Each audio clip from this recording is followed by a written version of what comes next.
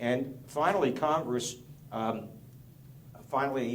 imposed on the Fed via the Financial Regulatory Act is you have to reveal who other is. And Goldman Sachs and all the usual suspects were on the list. And the numbers were they loaned $3.3 trillion, not all at once, $3.3 trillion to the offshore hedge funds and the investment banks, both U.S. and foreign, that held U.S. denominated assets that got crushed and couldn't refinance the liability side of their balance sheet. And if they can't refinance the liability side of the balance sheet, they got to continue to sell, and the financial crisis goes further and further and further. So they had to lend to not U.S. commercial banks, which is what the Federal Reserve Act states the whole purpose of the Federal Reserve is, to lend to U.S. commercial banks that are under a deposit run. What we basically had was a deposit run from the hedge funds and the I-banks who were not federally insured institutions or regulated or supervised, or never did they ever pay into the insurance premium of the deposit fund. But the Fed realized that if we didn't refinance the offshore hedge funds, those financial prices could come to asymptotically to zero, which likely would have had it happen, which means any institution would have gone down, and we all would have gone down with them. So the Fed went offline, so to speak, and some people think out of their minds, but Congress really didn't. As I said, the final numbers were they loaned $3.3 trillion in 21,000 separate loans, and the information finally came out. It was Congress forced them literally to come out with it. They refused to reveal it, even though the Federal Reserve Act says that they're supposed to report to Congress as to who they lend to. They still refused to, and they called it. The Fed's defense was, this is cover-up of cover-ups. The Fed's defense was if we reveal who we're lending to, then the market knows their credit quality is not good, and everyone will pull the funds from that institution, and here we go again, which does have some merit. So the Fed said we're not going to reveal it because of that reason, but nonetheless, Congress overrode it, and the Fed did their very best to cover up the report that finally came to the forefront. This is just about 3 months ago. They finally reported on who other was. Now, what you see is the size of other, which is this color right here, is diminishing over time.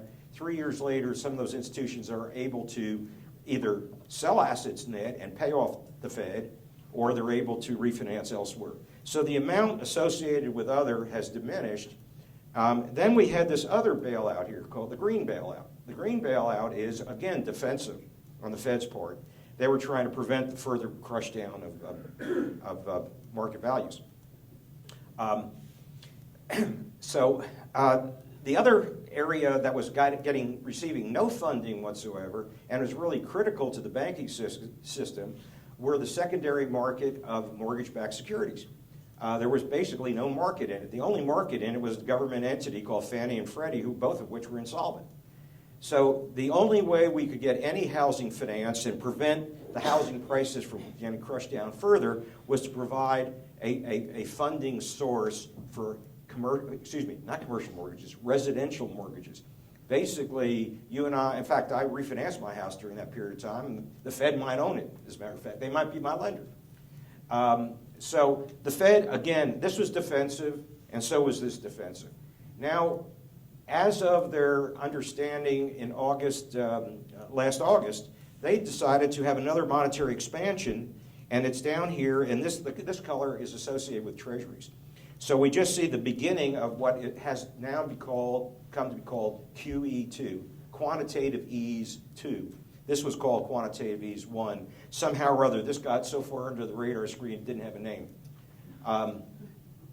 But the Fed decided, as a result of the floor giving out 3 years later, and it looked like we were going back downhill once again, the Fed decided to say, okay, the name of the program to further bail out and provide additional spending is called quantitative ease. It looks the same as their defensive operations, namely what the Fed did was run the printing presses and they bought treasuries instead of these other securities. And basically they kept the balances, reserve balances from falling. In fact, the plan is add $75 billion a month.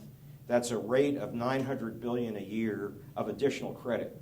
Now, that doesn't mean the net is another $900 billion per year, because some of this debt is being paid off, particularly the mortgages are being paid over time. There's a lot of amortization of principal with mortgages. So, but nonetheless, at a rate of $900 billion a year, that's pretty sizable. It's almost $1 trillion. The size of the economy is $15 trillion, so that's 1/15 of the economy. So that's a pretty healthy expansion of credit.